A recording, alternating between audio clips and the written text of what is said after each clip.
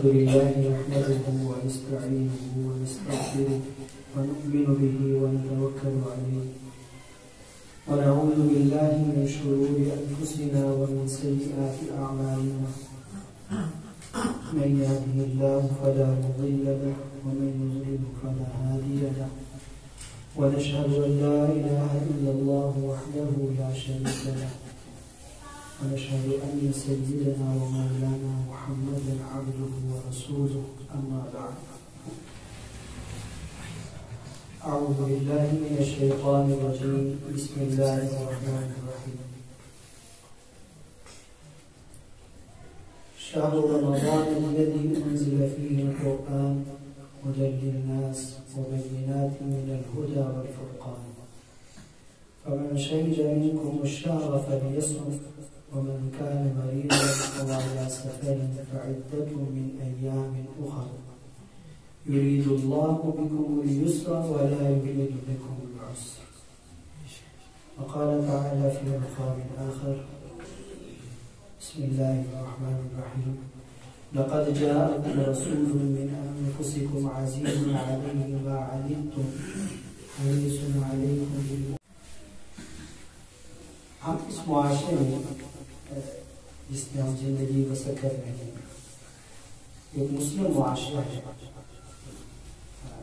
اور اس سماج کے اندر جو سماجی رسومات ہیں جس کی ہم ادائیگی کرتے ہیں اور معاملات ہیں تو وہ رسومات بھی مسلمانوں کی ہیں. ان رسومات کے اندر اور ان معاملات کے اندر سماج کے اندر ہر فرد کس طریقے سے زندگی بسر کر رہا ہے. اگر جمعیت کے بھی افراد اس سماجی نہج پر اس روش پر زندگی بسر کریں تو کوئی وجہ نہیں ہے کہ ہمارے اندر ایسی کشش ہوگی کہ لوگ ہماری طرف متوجہ ہو جائیں. ایسا نہیں ہوگا کیونکہ جس سماج میں ظلم و عدوان سرایت کر چکا ہو اور سماجی رسومات اسلام کے بجائے سماجی دباؤ پر تشکیل پاتے ہیں تو وہاں پر افراد بھی اس سماجی دباؤ کے تحت زندگی بسر کرتے ہیں. پھر اس کے اندر ایک ایسی جماعت جو اپنے آپ کو حزب اللہ سے تعلق کرتی ہے اس کے افراد بھی اسی دباؤ کے تحت ویسی زندگی بسر کرتے ہیں جیسے کہ سماجی طور پر دوسرے افراد کرتے ہیں. تو کوئی آپ کی طرف متوجہ بھی نہیں ہوگا اور کوئی آپ سے ڈائریکشن بھی نہیں ہوگا. کوئی آپ کو اپنے لیے ایسا ہرگز نہیں سمجھے گا کہ آپ اس کے لیے راستہ مفاد دیں. تو ضرور اس بات کی کہ اس سماج میں ہماری جو شخصی حیثیت ہے اس اعتبار سے ہماری خدمات کی جتنے بھی پہلو ہیں وہ پہلو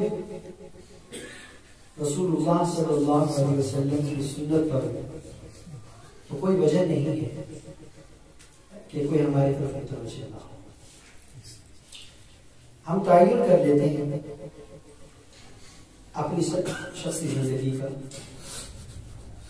صرف یہ اعتبار سے ہم مرد ہوں گے یا عورت, معاشی طور پر ہم فقیر ہوں گے یا متمول مالدار ہوں گے, شخص کے اعتبار سے ہمارے اندر یا تو قوت ہوگی یا ضعف ہوگا, یا ہم بچپنے میں ہوں گے یا بالغ ہوں گے. ان تمام پہلوؤں پر ہماری خدمات بھی مختلف ہیں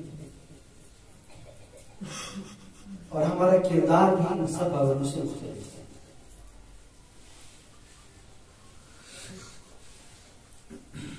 اگر ہم شخصی حیثیت کے مطابق جو 6 قسمیں میں نے بیان کی ہیں انسان کی جتنے پہلو بنتے ہیں, ہر پہلو پر ہر انسان جو اپنی حیثیت رکھتا ہے اپنے آپ کو اس سماج میں نافع بنا دے یہ رسول اللہ صلی اللہ علیہ وسلم کی کیفیت اعلیٰ مرتبہ ہے، اس کے اندر نافعیت ہے۔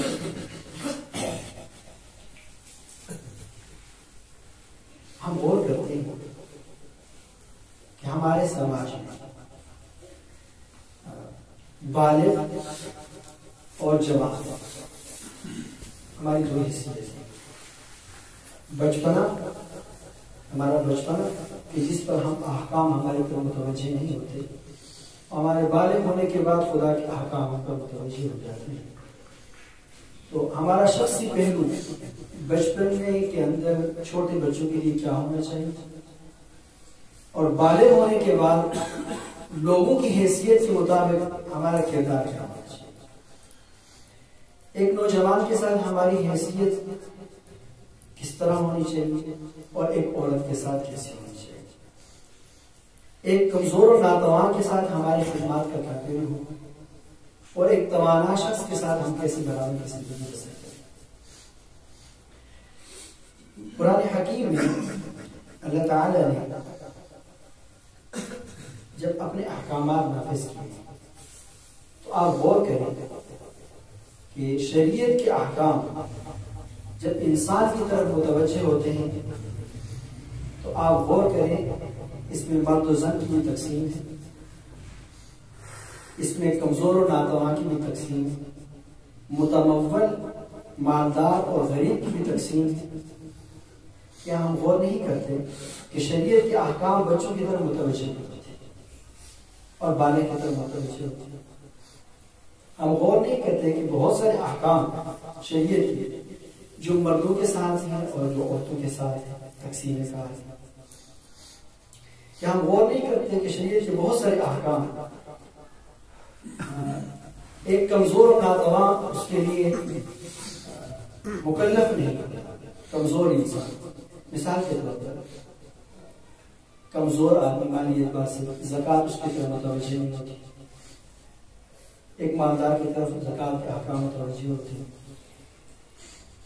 ایک کمزور شخص مالی اعتبار سے حج اس کی طرف متوجہ نہیں ہوتا، ایک مالدار کی طرف متوجہ ہوتے ہیں۔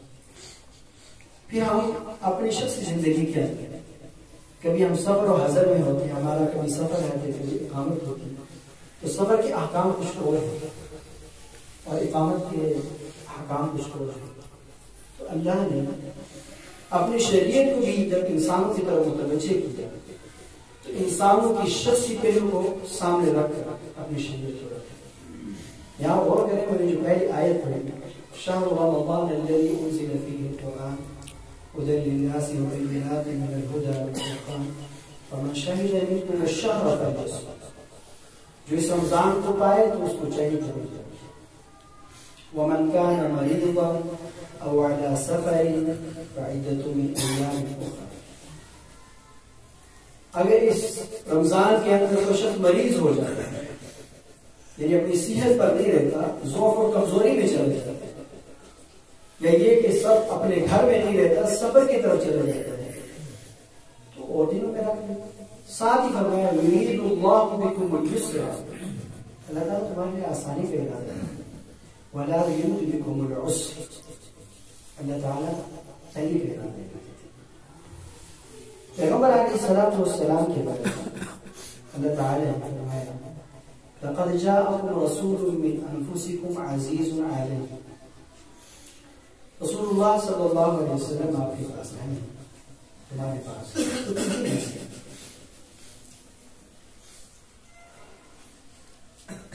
تمہاری تکلیفوں پر بڑی گرم ہو سکتی ہے، اور تمہاری آسانی کے لیے آسانی کی دھن میں لگے ہوئے، کوشش میں بتایا کہ رسول اللہ صلی اللہ علیہ وسلم کا تعارف رسول من انفسکم کے بعد عزیز علیہ ما عنتم حریص علیکم بالمؤمنین رؤوف رحیم، کہ پیغمبر علیہ الصلوۃ والسلام کی ذات اقدس تمہاری آسانی کے لیے فرماتے ہیں، اور تم پر جو کوئی چیز گراں گزرتی ہے ان پر بھی گزرتی ہے۔ اس سماجی زندگی میں اگر ہمارے شخصی کردار یہ ہو جائے کہ ہماری ذات سے ہر ایک کو نفع پہنچے، جیسے کہ اللہ تعالیٰ نے بتایا اللہ بھی یسر کا ارادہ رکھتا ہے۔ پیغمبر علیہ الصلوۃ والسلام کسی کو حاکم بنا کر بھیجتے، کسی کو گورنر بنا کر بھیجتے تو ساتھ ایک جملہ فرماتے، باقی باتیں کہ ساتھ ہی فرماتے، تنگی نہ کریں، آسانی پیدا کریں، پبلک کے لیے آسانی، اللہ کی مخلوق کے لیے آسانی پیدا کریں۔ اور کیسے ہے یسروا ولا تعسروا، تم آسانیاں پیدا کرنا، تنگی بشروا ولا تنفروا، خوشخبری بشارت دینا، امید پیدا کرنا، ولا تعسروا، تنگی پیدا نہ کرنا، نومیدی پیدا نہ کرنا، مایوس نہ کرنا۔ تو ہمارا شخصی پہلو جس سماج میں ہم رہتے ہیں یہ کردار نمایاں ہونا چاہیے کہ ہم جب محلے میں رہتے ہیں تو ہمارے محلوں کے اندر سماجی رسومات کے اندر ایسے سماجی رسومات جو اسلام سے متصادم نہ ہوں، تمام ان کے علاوہ باقی جتنے رسومات ہیں اس کی ادائیگی میں ہمارا تعاون کا پہلو ہونا چاہیے، چاہے وہ خوشی کے مواقع یا یہ کہ کام کے ہوں، یا کہ ان کے مالیاتی ہوں، یا یہ کہ ان کے آپس میں کوئی جگہ ہوں اور ان کے حل ہو۔ تو ہماری ذات محلے کے اندر آسانی پیدا کرنے کا نمایاں بس ہمارے اندر ہو، اور لوگ کہیں کہ اس مسئلے کے پاس چلے جائیں، وہ ٹھیک کرتے ہیں۔ ہم کسی جگہ پر کام کرتے ہیں، کسی ادارے میں ملازمت کرتے ہیں، ہمارے وجود ہوتے ہیں، تو ہمارا وجود نافعیت سے تعبیر ہو کہ یہ بندہ ضرر رساں نہیں، کسی کو بھی اس کی ذات سے ضرر نہیں پہنچ سکتا، اور ضرر پہنچنا بھی نہیں چاہیے۔ اگر پہنچا دیا دنیا میں تو بدلہ اگر عدالت دے سکی نہ دے سکی اللہ تو دے، تو پھر ہماری یہ نافعیت جس ادارے میں ہم کام کرتے ہیں نمایاں ہونی چاہیے، اور کوئی شخص ہم سے اس لیے خوفزدہ نہ ہو کہ یہ بندہ مجھے کسی بھی موقع پر نقصان پہنچا سکتا ہے۔ ہم پاکستان میں رہتے ہیں، یہ ہمارا ملک ہے، اس ملک کے اندر ہمارا وجود بھی نافعیت کی مثال ہے کہ ہم ہر ایک کے لیے بلا تفریق مذہب ہم سب کے لیے نافع ہیں۔ دنیا میں اللہ تعالیٰ عقیدے کی بنیاد پر نہ سزا دیتا ہے نہ رزق بند کرتا ہے، یہ اللہ کی مخلوق ہے۔ جب دنیا کی بات آتی ہے تو یا ایھا الناس، قرآن حکیم میں جب ابراہیم علیہ السلام کو اللہ تعالیٰ نے اجازت دے دی کہ اب آپ کچھ مانگنا چاہتے ہیں تو مانگیں، تو ابراہیم علیہ السلام نے دو باتیں کی تھی کہ میری قوم کو امن ملے، معاشی فراہمی ہونی چاہیے، تو هذا البلد آمن وارزق اهله من الثمرات۔ خود قرآن حکیم میں ابراہیم علیہ السلام نے ان نعمتوں کو ایمان باللہ اور ایمان بالآخرت کے ساتھ جوڑ دیا کہ ان لوگوں کو اللہ پاک نے یہاں پر اسراف ابراہیم جو میرا انکار بھی کرتا ہے وہ بھی نفع اٹھانے کا حقدار ہے۔ دنیا میں بلا تفریق مذہب ہماری خدمات سب کی ہونا چاہیے۔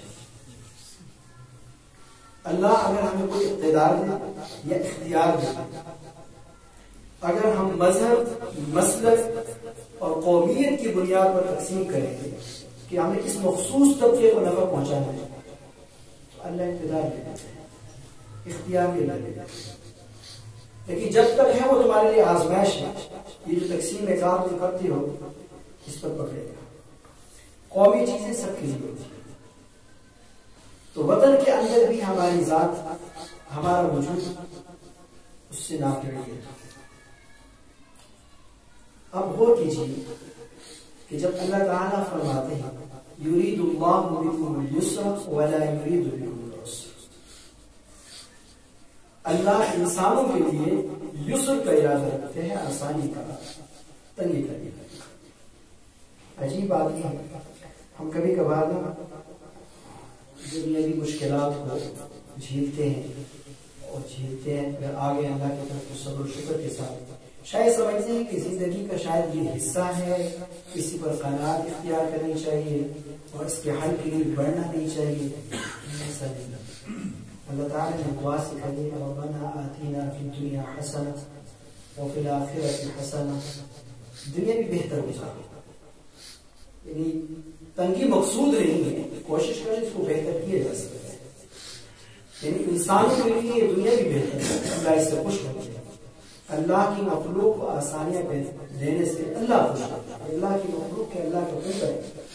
خود حدیث میں آتا ہے کہ جب تک کوئی انسان اپنی کسی بھائی کی حاجت کے لیے مصروف کار رہتا ہے، وہ کوئی بھی حاجت ہو، اللہ اس کی حاجت کو پورا کرتا ہے، اس کی مدد کرتا ہے.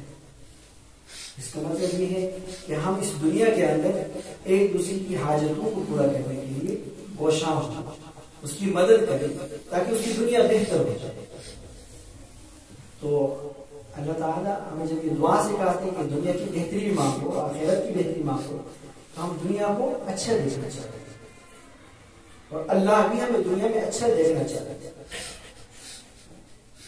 آپ پوری دنیا کی تخلیق پر، کائنات کی تخلیق پر جتنی بھی چیزیں دیکھیں وہ ہماری خوشی کی چیز، ہماری آسائش کے لیے، ہماری راحت کے لیے. یہ الگ بات ہے کہ انسان بعض راحت اور چیزوں کو بھی ضرر میں تبدیل کر دیتا ہے. فرمائے الذی جعل لکم یا ایھا الناس اعبدوا ربکم الذی خلقکم والذین من قبلکم لعلکم تتقون الذی جعل لکم الارض فراشا والسماء بناء والذی اسی میں آتے ہیں کہ خلقکم ما فی الارض جميعا، جو کچھ زمین اور زمین کے اندر یہ سب تمہاری بات. جب ہمارے لیے اس کو بروئے کار لا کر اپنے نافع بنانا بھی خدا کی منشا ہے. اب اللہ تعالیٰ کی منشا یہ ہے کہ ہم نافع بن جائیں اور ہمارے وجود کے اندر نافعیت آ جائے، تو خدا کا وعدہ ہے کہ خدا ضائع نہیں کرتا. فرد نافع بن جائے اس کو خدا باقی رکھے گا، اس کی خدمات کو خدا باقی رکھے گا. قوم بنتی ہے جب تک اس پر کھڑی نافعیت خدا اس کے پاس رکھے گا. کوئی جماعت کھڑی اور اگر کوئی جماعت قوم و فرد کے اندر نافعیت ختم ہو جائے فَأَمَّا الزَّبَدُ فَيَذْهَبُ جُفَاءً وَأَمَّا مَا يَنفَعُ النَّاسَ فَيَمْكُثُ فِي الْأَرْضِ. اگر انسانیت کے لیے ہمارا وجود نافع بن جائے بحیثیت فرد اور جماعت کے، اللہ ٹھوک جماعت ہمیں کوئی اس خطے سے، اس زمین سے گرا نہیں سکتا. لیکن جب نافعیت ہمارے اندر نہ رہے گا خدا بھی واپس پیچھے کی طرف بھیج دیتا ہے. رسول اللہ نے اپنے بھی ارادہ ظاہر، رسول اللہ کا تعارف بھی یہ کرایا کہ وہ تمہاری فائدے پر کوشاں رہتے ہیں، تمہاری تکلیف کے اوپر گرام گزرتی ہے. اب ایک سوال ہوتا ہے کہ اللہ تعالیٰ مقتدر قادر مطلق ان کے پاس کوئی چیز ہے، رسول اللہ بحیثیت پیغمبر اللہ نے ہم اختیار ان کو بھی دی، تو پھر ہمارے لیے کیا ہے؟ آپ علیہ الصلوۃ والسلام پر جب پہلی وحی نازل ہوئی اور آپ صلی اللہ علیہ وسلم جب گھر تشریف لائے تو تبھی تو کا ایک خوف تھا، ایک نئی چیز کا وجود ہوا، سامنا ہوا. تب آپ صلی اللہ علیہ وسلم کی کیفیت تھی، تو اس کیفیت میں حضرت خدیجہ رضی اللہ تعالی عنہ آپ صلی اللہ علیہ وسلم کو جو تسلی کا الفاظ سنا ہے کہ آپ ناتواں لوگوں کے لیے سہارا بننا، لوگوں کا بوجھ اٹھاتے ہیں، لوگوں کی مدد کرتے ہیں. یعنی وہ اوصاف آپ صلی اللہ علیہ وسلم کو یاد دلائے کہ آپ کا وجود لوگوں کے لیے نافع ہر جگہ پر، تو اللہ ایسے گزار نہیں کرتے. تو معلوم ہوتا ہے کہ رسول اللہ صلی اللہ علیہ وسلم اپنی نبوت ملنے سے پہلے بھی آپ کے اندر یہ اوصاف موجود تھے. جب آپ کے اندر یہ اوصاف موجود تھے اس وقت آپ کے پاس نبوت نہیں تھے، آپ اسی سماج کا حصہ تھے. یہ خدمات آپ کی تھی تو آپ کے اپنے تھی یا برائے تھے؟ آپ پر اعتماد بنا کر تھا، ہر ایک کی نظر آپ پر اٹھتی تھی، یعنی کہ تنازعات یا کوئی خدمات یا آپ کی طرف کوئی قول کی نسبت ہو، کچھ بھی ہو، آپ کو صادق امین کہتے ہیں۔ حالانکہ سماج ایسا کتنا بگڑا ہوا سماج تھا، اس بگڑے ہوئے سماج میں جس میں آپ صلی اللہ علیہ وسلم سے پہلے تھے، آپ صلی اللہ علیہ وسلم اپنی شخصی زندگی میں اس طرح کامل و مکمل تھے، اور آپ کے وجود بھی یہ نافذ تھی۔ تو بعد میں اللہ نے جب نبوت دی تو تعارف بھی کے ساتھ کرایا، عزیز علیہ ما عنتم حریص علیکم بالمؤمنین رؤوف۔ ساری اس مقدمے کا میرا مقصد یہ ہے کہ اللہ تعالیٰ نے ہمیں جس جماعت سے جوڑا ہے، حقیقت تو یہ ہے کہ اپنے ذہن میں گمان ہم اپنے آپ کو حزب اللہ کہتے ہیں، ہم اللہ کی جماعت ہیں، ہم انسانی کوشش کے مطابق اپنے آپ کو ایسا رکھنے کی کوشش بھی کرتے ہیں۔ اگر ہم میں سے ہر فرد ان اوصاف کے ساتھ خاص ہو تو پھر آپ کا وجود ہی تعارف، یعنی کہ آپ کا وجود اور آپ کی ذات اور آپ کا تعارف جماعت کے لیے کافی ہے۔ پھر آپ کوئی بات بھی کریں گے تو اس بات میں وزن ہوگا، اس میں طاقت ہوگا، اس میں کشش ہوگی۔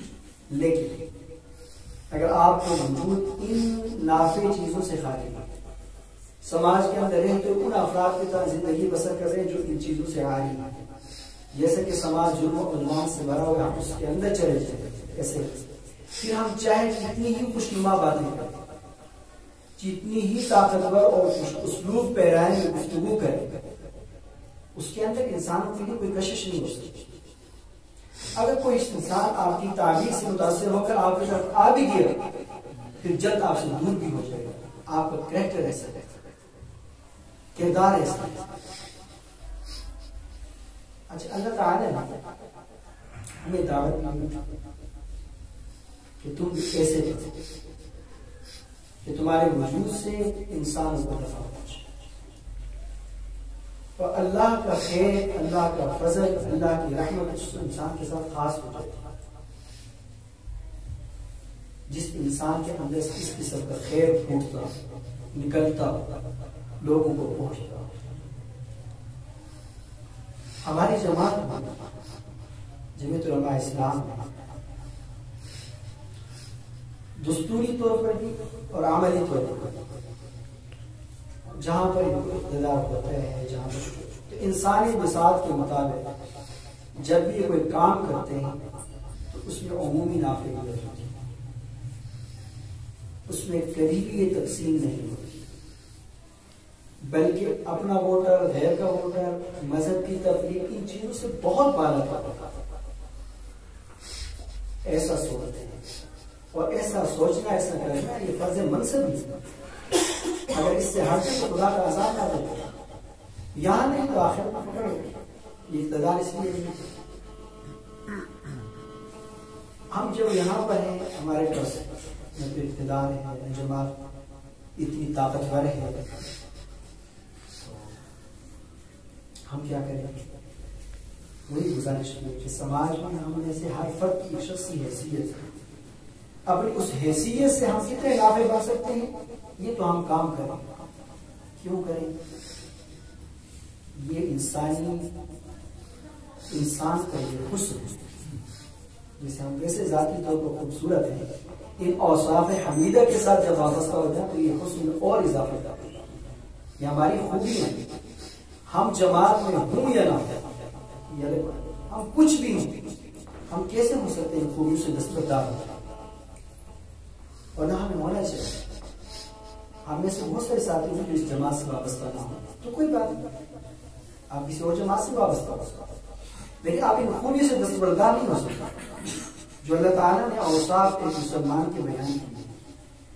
رسول اللہ صلی اللہ علیہ وسلم کی تعلیمات سے ان کو پریکٹیکل دکھایا ہے۔ ہم میں سے کوئی شخص بھی ان اوصاف حمیدہ سے دستبردار نہیں ہو سکتا، ترک نہیں کر سکتا، چھوڑ نہیں سکتا۔ اور اگر ان اوصاف سے ہم متصف ہو جائیں تو پھر لازماً ہمیں ایک چیز کی طلب ہوگی کہ ہم ایسی جماعت میں چلے جائیں جہاں اسراف نہ، تاکہ ہماری خدمات مجتمع ہو جائیں اور کافی انسانوں کے لیے نافع بن جائے. اور یہ بھی ہمارا ایک فرض ہے، ایسا نہیں کہ ہم ہاتھ پر ہاتھ رکھ کے بیٹھ جائیں. ایک سوال ذہن میں آتا ہوگا آپ کے لیے، میرے بھی ہر جگہ اٹھتا ہے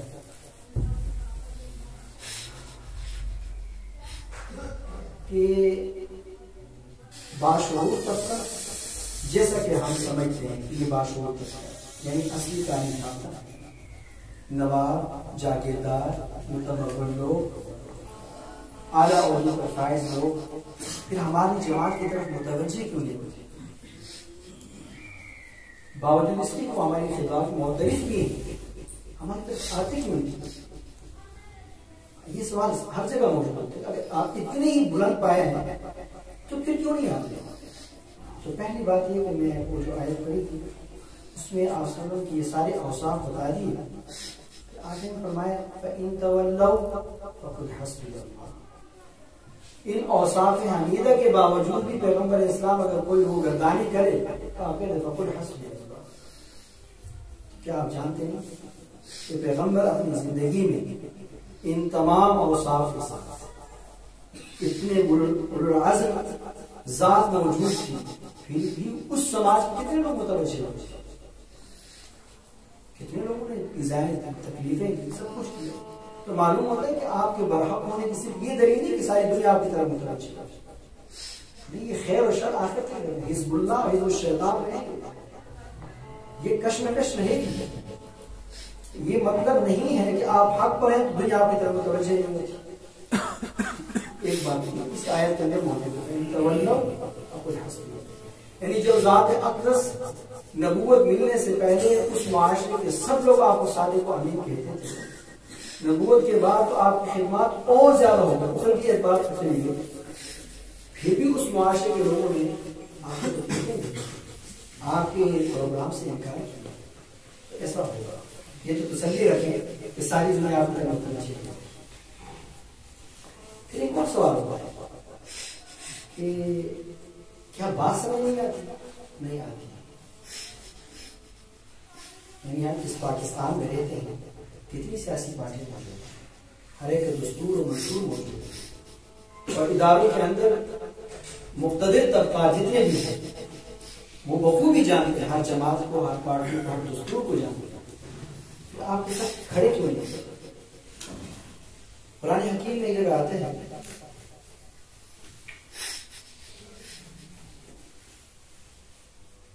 أَتَأْمُرُونَ النَّاسَ بِالْبِرِّ وَتَنْسَوْنَ أَنفُسَكُمْ وَأَنْتُمْ تَتْلُونَ الْكِتَابَ. مفسرین نے اس میں ایک بات لکھی ہے کہ یہود میں سے جو پبلک سے لوگ تھے، عوام سے، آپ صلی اللہ علیہ وسلم پر ایمان لے، پھر یہود کے علماء اور دانشوروں کے ساتھ ان کی برادری اور ان کے رشتے اور ناطے تو ضرور تھے، سماجی تعلقات کا مخالفات نہیں ہوا تھا، ایمان لانے کے بعد ملتے جلتے تو تھے. تو یہ یہودی علماء اور دانشور اور سمجھدار طبقہ اس پبلک سے بھی کہتے تھے ایمان لے آؤ، ٹھیک ہے، درست جگہ پر ٹھیک ہی ہے، پیغمبر اسلام سچے. قرآن نے کہا کہ أَتَأْمُرُونَ النَّاسَ، لوگوں کو بالبر نیکی کا حکم بھی کرتے ہیں، وَتَنْسَوْنَ أَنفُسَكُمْ، اور اپنے آپ کو بھول جاتے ہیں، وَأَنْتُمْ تَتْلُونَ الْكِتَابَ، آنے کی بات یہ ہے کہ وہ کتاب کو بھی پڑھتے ہیں، تورات کے اندر، انجیل کے اندر، سب کچھ یہ پڑھ چکے ہیں. یہ پیغمبر برحق ہے. پبلک میں تو صرف اس کی ذات کو دیکھا ایمان لے رہے ہیں. یہ دانشوران قوم ذات اقدس کو بھی دیکھ رہے ہیں، اپنی تورات میں بھی اس پیغمبر کے متعلق پڑھ چکے ہیں، پھر بھی نہیں آتے. افلا تعقلون، عقل میں سوال اٹھاتے ہیں. یعنی پیغمبر اسلام کے بارے میں یہود کے علماء، یہود کے سردار، پبلک ساری تو کتاب پڑھی ہوئی نہیں تھی، وہ تو ذات اقدس کو دیکھ کر ایمان لے آئے. لیکن یہ تو اپنی کتاب تورات کو جس کو سچا مان رہے ہیں، اس کے اندر پیغمبر اسلام کے بارے میں سب کچھ پڑھ چکے تھے. پھر ذات اقدس کے اندر ساری چیزیں بھی دیکھتے تھے. لیکن ایمان نہیں ہے تو خدا نے عقل پر سوال کیا، ایسی دانش ایسی عقل کیا ہی بات ہے، کیا کرا۔ تو پیغمبر اسلام صلی اللہ علیہ وسلم اس وقت کے سرداران دانشوران قوم نے، یہود کے علماء نے، باوجود کہ خدا نے خود گواہی کی أَتَأْمُرُونَ النَّاسَ بِالْبِرِّ وَتَنْسَوْنَ أَنفُسَكُمْ وَأَنْتُمْ تَتْلُونَ الْكِتَابَ، لوگوں کو نیکی کا حکم کرتے ہیں اور اپنے آپ کو بھول جاتے ہیں، وَأَنْتُمْ تَتْلُونَ الْكِتَابَ، ابھی کتاب کو پڑھ بھی چکے جو لوگ۔ تو معلوم ہوتا ہے کہ ایسا ہوگا کہ آپ پاکستان میں رہتے ہیں، ایک حزب اللہ، ایک ایسی جماعت برحق ہوگی کہ جدوجہد کرے گی، اس کو پردے کی دانشور جانتے ہیں، پوری طرح جانتے ہیں، لیکن کھڑے کیوں نہیں ہوتے؟ بس اس پر آخری بات کرتے ہیں، چھوڑ دیں۔ امام شاہ ولی اللہ رحمۃ اللہ علیہ حق کو قبول کرنے میں 3 چیزوں کو مانے ہوتا ہے: حجاب طبع، حجاب رسم اور حجاب سوء معرفت۔ کچھ انسان طبعاً ان کی طبیعت مسخ ہو چکی ہے، طبعاً مثال کے طور پر ہم مسلمان ہیں، ایمان لانے کے باوجود بہت زیادہ سردی ہو، جانتے ہیں کہ اللہ کے پاس ہے، لیکن طبیعت میں کاہلی، سستی، طبی طور پر ہم ایسے ہیں کہ روز مشکل لگتے ہیں، نماز پڑھتے ہیں، باوجود اس کے جانتے ہیں۔ باقی عبادات کو بھی حال یہ دیکھ لیجیے، یہ تو ایمان لانے کی بات ہے۔ ایمان سے پہلے تمام انسان کی فکر اگر اتنے مسئلہ ہو چکا ہو تو وہ راہ ہدایت طبیعت متوجہ نہیں۔ دوسری بات حجاب رسم، کبھی انسان رسمن یعنی کہ سماجی دباؤ کی وجہ سے بھی حق کی طرف نہیں آتا۔ عجیب بات ہے، قرآن حکیم میں بہت ساری جگہ مختلف پہلو سے ذکر کیا کہ وہ اپنے آبا و اجداد کے دین کو بات کرتے ہیں کہ اس کو چھوڑ دیں، اس کو قبول کریں۔ ہماری جو رسم و رواجات آبا و اجداد چھوڑ کے رہتے ہیں اس کو ترک کر کے پیغمبر اسلام کو ہم کیسے ہو سکتے ہیں؟ اور بہت مرتبہ آپ صلی اللہ علیہ وسلم جیسے ابو طالب کے بارے میں آتے ہیں جناب ابو طالب میں کہ آپ صلی اللہ علیہ وسلم کی جتنی خدمت کی ہے تاریخ کبھی بھول نہیں سکتی۔ آپ صلی اللہ علیہ وسلم کا ایمان نہیں ہے کہ آپ صلی اللہ علیہ وسلم کے ساتھ آپ کی خدمات کی وجہ سے جتنی تکلیفیں اٹھانی کبھی اسلام اس کو بھول نہیں سکتا، تاریخ میں اس کو نظر انداز نہیں کرتا۔ لیکن تاریخی اعتبار سے کچھ باتیں موجود ہیں کہ وہاں بھی حجاب رسم کی وجہ سے کہ لوگ کیا کہہ رہے ہیں، آخری وقت میں مطابق ڈر گیا لیکن کیا ہوتا ہے، تو حجاب رسم کی وجہ سے ہوتا ہے۔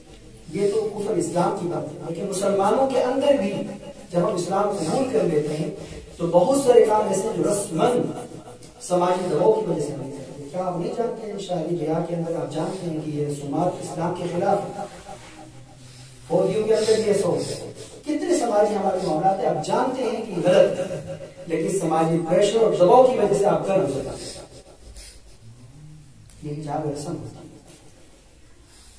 اور ایک چیز ہوتی مانی حجاب سوء معرفت کہ لوگوں کو جو خبر ملی تھی، جو اطلاع ملی تھی، جس کو دین سمجھ کے قبول کر لیا اس وجہ سے لوگ مانے ہوتے۔ مثال کے طور پر ہمارے یہاں وہ سوچ ہے، پہلے پہ شاید ہمارے جو بزرگوں نے کیا ہوگا تو عنوان یہ تھا کہ وفات کے دن پر لوگ جمع ہوتے ہوئے قرآن پڑھتے ہوں گے، لیکن پھر یہ بڑھتا بڑھتا بڑھتا اب دھمال ہوتی ہے، ناچ گانا ہوتا ہے، تبلے ہوتے ہیں، باجے ہوتے ہیں، کس پیتے ہیں، بھنگ پیتے ہیں، ساتھ ہی کہتے ہیں کہ اس سے فیض بھی حاصل ہوا۔ کوئی کہے کہ غلط کرتے ہوتے گلے میں پڑ جاتے۔ حجاب سوء معرفت، آپ صلی اللہ علیہ وسلم کے بعد جب یہ قرآن نے کہا تأمرون الناس بالبر وتنسون انفسکم، کیا لوگوں کو حکم کرتے ہیں نیکی کا، یعنی یہود کے بدلے سے کہتے ہیں ایمان لے آؤ تو ایمان لا تمہارا ٹھیک تھا، پیغمبر اسلام سے ٹھیک، وتنسون انفسکم اپنے آپ کو بھول جاتے تھے، وانتم تتلون الکتاب، کتاب کے عالم بھی تھے، جانتے تھے۔ تو یہود دو وجہ سے، یا تو طبیعت اتنی مسخ ہو چکی تھی، یا یہ کہ حجاب رسم تھی کہ پبلک کا پریشر تھا قبول۔ قرآن حکیم میں اور روایات سے دونوں باتیں ہیں. آپ صلی اللہ علیہ وسلم سے قربت کے لیے اپنا شخصی حیثیت مانگے کہ ان غریبوں کو ہٹا دو، پھر ہم آپ کی بات سننا چاہتے ہیں. یہ جو آپ کے ساتھ یہ غریب لوگ بیٹھتے ہیں، اگر یہ ہٹ جائے تو پھر ہم آپ کے پاس بیٹھنا چاہتے ہیں، آپ سے بات سننا چاہتے ہیں. ایک تو اس حیثیت کے ساتھ سننا چاہتے ہیں. یا کچھ لوگ ایسے متبع مسئلہ ایسے ہی اسلام لانے کے بعد سوئے معرفت کی وجہ سے بھی لوگ حجاب رسم کی وجہ سے نہیں جاتے. اب اپنے بات، اگر آپ موجود ہیں، آپ کی جماعت موجود ہے اور آپ کا تمام تر کردار سیاسی، سماجی، ہر اعتبار سے اللہ کی وضع کردہ اصولوں کے مطابق ہے، اور پھر بھی آپ کی طرف لوگ متوجہ نہیں ہوتے اور آپ کے ساتھ نہیں چلتے، یا تو حجاب تباہ ہو، یا حجاب رسم ہو، یا حجاب سوء معرفت. اور ہمارے مقابلے میں سوء معرفت تو اتنی زیادہ جس کو اندازہ نہیں. اسلام اس کی قیادت کے متعلق جس طرح کی میڈیا ٹرائل ہوگا، جتنا پروپیگنڈا ہوگا، سوء معرفت اس طرح ہے کہ ہمیں اس معرفت کو درست کرنے میں وقت لگتا ہے کہ لوگوں کی دماغوں میں کتنا کچھ کو دے دیے. تین چیزیں ہیں. حجاب تباہی، اس جماعت کے اندر چلے گئے تو بڑی قید و بند ہے، سیاسی اعتبار سے کھلی آزادی میں جو چاہو. حجاب رسم یہ لوگ کیا تم مولوی کی جماعت میں چلے گئے، ہم سردار لوگ ہیں، ان کے پابند ہو جاتا. ایک مولوی ہماری قیادت کرے. سوء معرفت بھی ایک خبر ہے، ہماری طرف توجہ نہیں ہوتی. پروپیگنڈا اتنا تاثیر ہو جاتا ہے، اور آپ کہیں کہ پروپیگنڈا تاثیر بہت زیادہ ہوتا ہے. یہ تبھی بات ہے کہ انسان پر اس پروپیگنڈے کا، میڈیا ٹرائل کا بے پناہ اثر ہوتا ہے اور پھر کی باتیں ہوتی ہیں.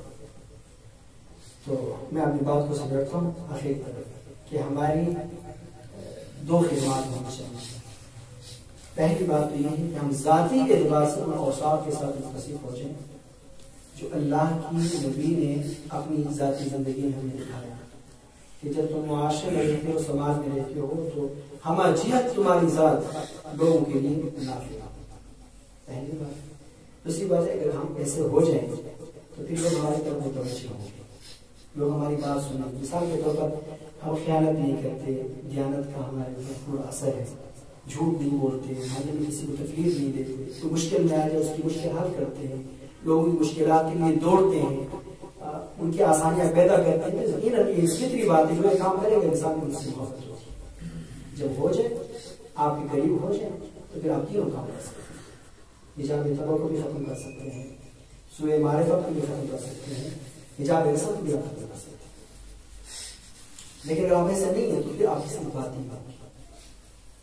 اللہ تعالیٰ ہم سب کو ایسا بنا دے کہ جیسے اللہ نے کہا کہ اللہ تعالیٰ ہمیں انسانوں کے لیے نافع بنا دے، ہمیں ذاتی طور پر بنا دے اللہ، کہ اللہ ہمیں اس جماعت کے لیے بھی کرامت بنا دے. اللہ تعالیٰ ہماری جماعت کو اگر اقتدار بخشتا ہے تو انشاءاللہ اللہ سے ہم امید رکھتے ہیں کہ ہم لوگوں کا بوجھ کم کریں گے. پیغمبر اسلام کی صفت اللہ تعالیٰ نے فرمائی وَيَضَعُ عَنْهُمْ إِصْرَهُمْ وَالْأَغْلَالَ الَّتِي كَانَتْ عَلَيْهِمْ. آپ لوگوں کا بوجھ بھی اتاریں گے اور لوگوں کے گلے میں جو توپ پڑے ہوئے ہیں آپ ان کو بھی اٹھا دیں گے. اور اللہ ہمیں بھی اقتدار بخشے گا، ہم لوگوں کے لیے معاشی آسانیاں ہیں، سماجی آسانیاں ہیں، اور جو روایاتی طور پر ٹوپ پڑے ہیں ان کو بھی بہن کر دیں گے.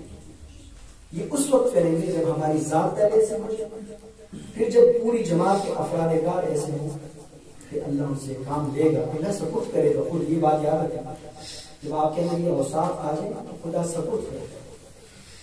اگر یہ اوصاف چلے جائیں تو خدا اقتدار شامل ہے. یہ جو حضرت علی رضی اللہ تعالیٰ نے جو ارشاد فرمایا ہے اسی طرف منسوب ہے کہ کفر کے ساتھ حکومت چل سکتی ہے، ظلم کے ساتھ نہیں چلتی، ظالم چاہے کافر ہو یا مسلمان، کیونکہ ظالم انسانوں کے لیے نافع نہیں ہوتا. جب نافع نہیں تو قدرت کاملہ کا اللہ کی فطری اصول ہے کہ اللہ اسے ہٹا دیتا ہے. اور اگر کافر ہو یا مسلمان ہو لیکن انسانیت کی نافع تو خدا اس کے اقتدار کو دوام دے. اللہ تعالیٰ ہم سب کو نافع بنے، اللہ تعالیٰ ہم اس جماعت سے بھی پوری طرح جوڑ دے اور ہماری خدمات اس جماعت کے لیے قبول فرمائے کہ جس جماعت ہم ایسا سمجھتے ہیں کہ وہ ایسے انسانوں کے لیے ہو. اور اللہ تعالیٰ سے دعا بھی کرتے ہیں کہ اللہ تعالیٰ ہمیں اگر اقتدار بخش دے. اقتدار ویسے ہاتھوں میں نہیں آتا، جدوجہد کرنی پڑتی ہے، لوگوں کو تعارف کروانا پڑتا ہے. اللہ اگر ہم بخش دیں گے تو ہم اللہ تعالیٰ سے وعدہ کرتے ہیں کہ ہم لوگوں کے لیے آسانی سے کریں گے. اور جب تک اقتدار نہیں ہے تو جتنی طاقت آپ کو اللہ نے فرد کی حیثیت سے دیے لوگوں کے لیے آسانی پیدا کرو. یہ ہمارا حسن ہے، یہ ہماری خوبی ہے. ہم کسی طور سے دستبردار نہیں ہو سکتے. وہ آخر دعوانا الحمدللہ.